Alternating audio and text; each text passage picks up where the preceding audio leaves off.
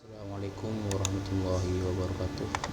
Saya Agung Maulana Ishak dari Prodi Ilmu Komputer semester 3 akan mempresentasikan sebuah tugas dari mata kuliah Arsitektur dan Organisasi Komputer dengan dosen Ahlis Munazilin. Saya akan mempresentasikan tentang operasi unit control.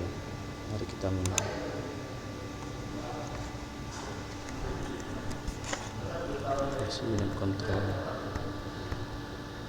Di sini dalam PowerPoint yang saya buat, operasi unit control terbagi menjadi 3. Pertama ada pengertian, tugas-tugas dari operasi unit control dan jenis-jenis operasi unit control. Yang pertama dari pengertian.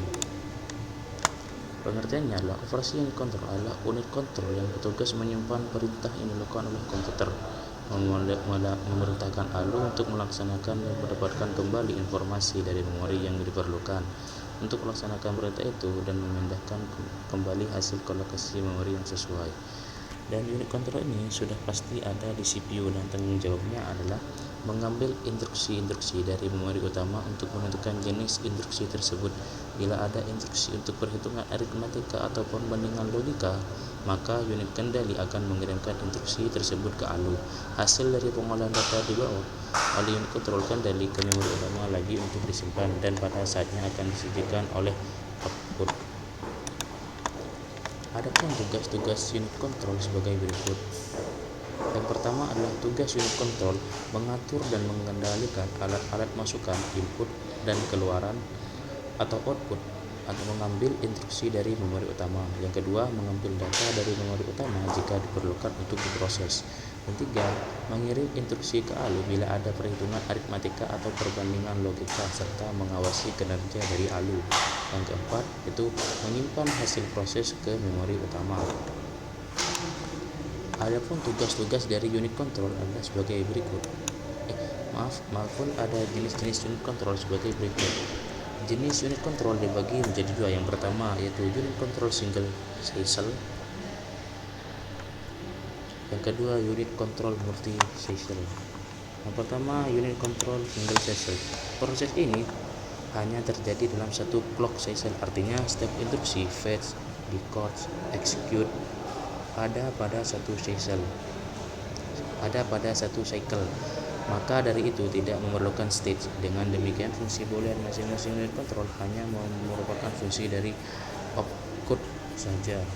Ada 2 bagian pada unit control ini, yaitu proses min decode opcode untuk mengomplokannya menjadi 4 instruksi, yaitu di gerbang AND dan memberi sinyal kepada berdasarkan jenis instruksinya, yaitu gerbang OR.